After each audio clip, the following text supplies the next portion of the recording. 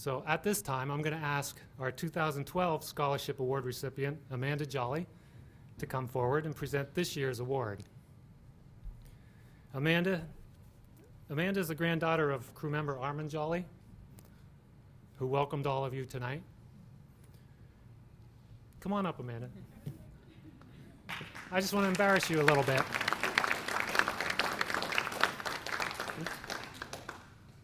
Since receiving the scholarship, Amanda's earned her bachelor's degree in international relations from American University in Washington, D.C. The focus was on U.S. foreign policy. Now, I got to warn you, if you see her nodding off tonight, Amanda just returned yesterday. She's fighting off some jet lag. She just returned from spending the summer in Southeast Asia. It included volunteer work at the school for the middle school for children in Malaysia and at a Child's Dream Foundation, which serves children with special needs in the Philippines. Amanda is just one example of why we're so proud of these scholarship applicants. The applicants who honor the Emmons legacy through participation in the scholarship program. Amanda's here now to introduce to all of you this year's award recipient, whose essay, letters of reference, and academic achievements make us equally proud. Amanda?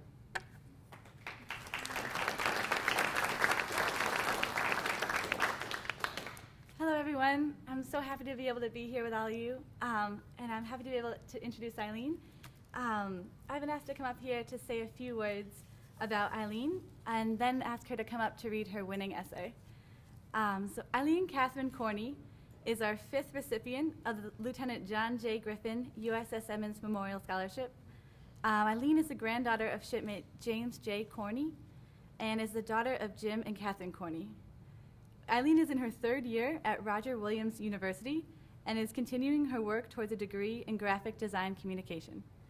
Eileen has a busy life on campus. She has done an exceptional job with her studies to have reached a GPA of 3.86. She continues to work on the campus newspaper, the Hawks Herald, and has been promoted to the features editor. According to the chair of the English department, Eileen is a dedicated, hardworking individual. She actively participates in her classes, helps others in group projects, and often works behind the scene helping other students succeed.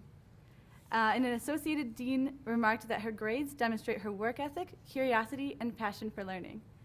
An associate professor wrote that she embodies the characteristics one would often find in young servicemen, especially from the World War II era, being not only humble and polite, but motivated and dedicated.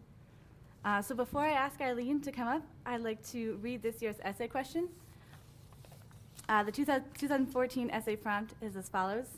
Among the many invasions of World War II, there is one day which stands out more in the minds of many American veterans than others. That day was June 6, 1944, more commonly known as D-Day, part of the invasion of Normandy known as Operation Overlord. Discuss why this is considered a decisive battle regarding the outcome of World War II and the significance of the role of the USS Emmons and her crew off Omaha Beach. And mindful of the fact that many of the Emmons crew had only recently graduated from high school, what thoughts and feelings do you think would have pervaded your mind had you been embarked as a young crew member on that historic day? And now it is with great pleasure that I ask Eileen Korney to come up and receive her award.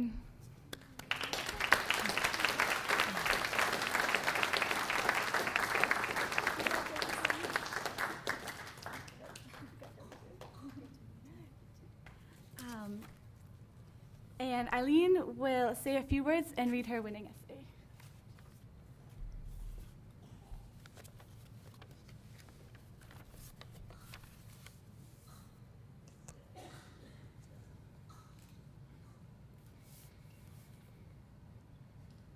Thank you, Emmons Association, for providing me with financial assistance through the Lieutenant John J. Griffin Scholarship Program. I'm now in my junior year, and Roger Williams University has proven to be the perfect match for me both academically and also socially. This award has contributed to making aspects that Amanda mentioned possible, and I consider myself extremely fortunate to be attending an institution of higher learning such as this.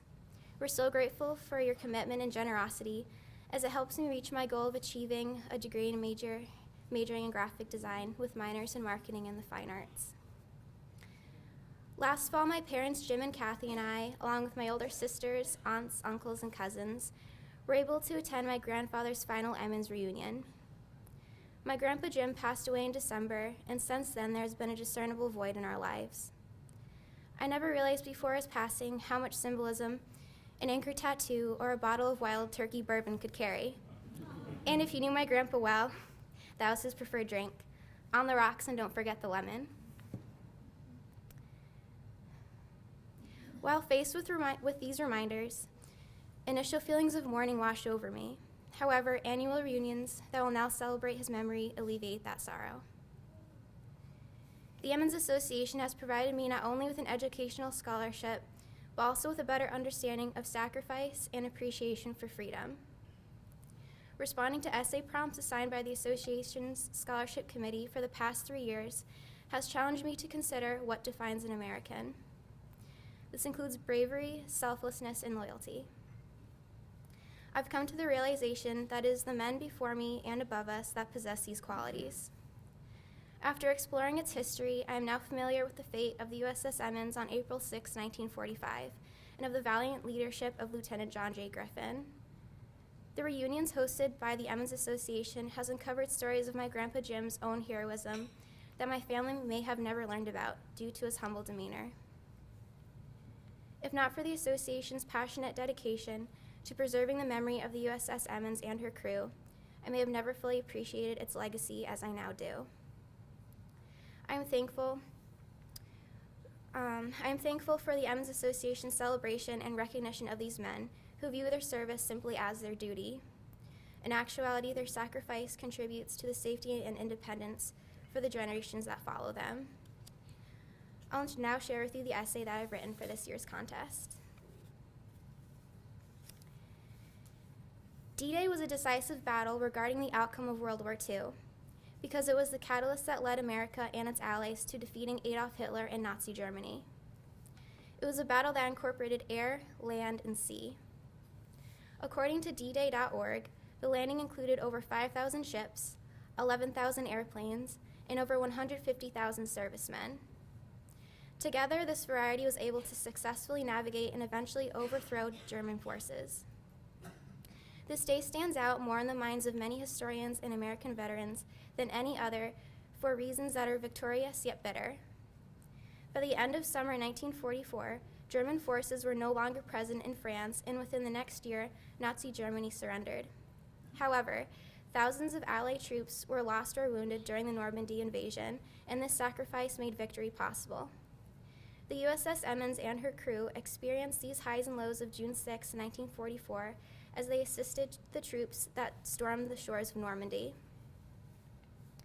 The Emmons and her crew made significant contributions to the war efforts on the coast of Omaha Beach during Operation Overlord in the realms of defense, offense, communication, and rescue missions specifically. One of the first tasks completed by the Emmons was informing other ships of the postponement of attack due to rough seas. This responsibility was substantial in order to prevent fellows from revealing the American strategy. Later, the Emmons was prepared to defend minesweepers such as the HMCS Iroquois from the German Navy. The Emmons was a key player during Operation Overlord, as she was responsible for firing at targets on the beach and continuously searched for targets of opportunity offshore as well. When attack came from shore batteries in the Port and Besson area, the Emmons navigated and fired effectively until the enemy was repressed. As the Emmons targeted the cliffs on the coastline for potential German gun sites, she was directed to move in closer to inland to assist troops. The Emmons encountered an attack from a casemate hidden in the hills of Port and Besson, but successfully overthrew the ambush. When it became known that a church tower was being utilized as a German observation point, the Emmons successfully dismantled it after firing from the sea. Aside from her fighting duties, when the Emmons found a stalled Army duck boat, her crew fixed the waterlogged engines. Even when a German aviator captain was found, the Emmons put forth genuine effort to save an enemy. Additionally, the Emmons assisted a mission to rescue the wounded from 2 landing craft infantries. The capabilities of the Emmons were incalculable and were performed by a crew consisting of many gallant adolescents. Some Emmons crew members had only recently graduated from high school, many of whom had feigned their ages in order to fight for their country. The youngest crew member, Joseph E. Woodnick Jr., is noted in the Emmons saga by author Edward Baxter Billingsley.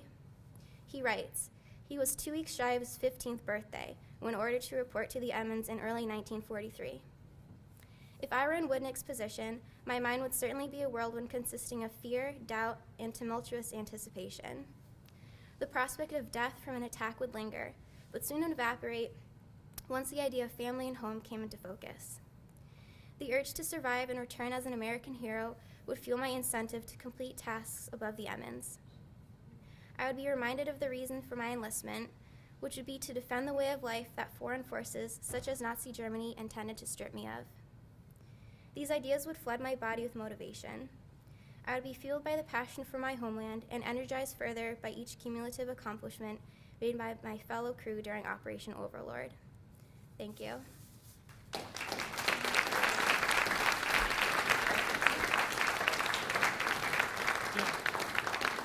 Jim and Kathy, can you come up for pictures? Congratulations.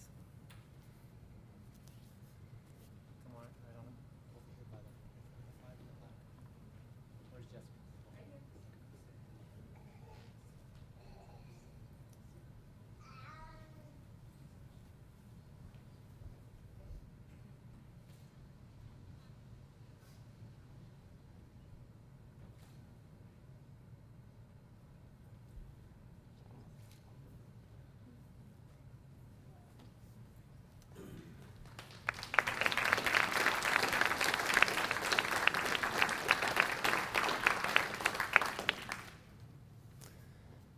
Thanks, Eileen, and congratulations. Also over here, I want to share with you some of the work Eileen's done. Before you leave here, you'll have to see, as you know, she's involved in the graphic arts, and she's quite an artist. And she's got some renderings there of the Emmons at Normandy and elsewhere. The Legacy Committee has some plans for those drawings, so thank you for doing that.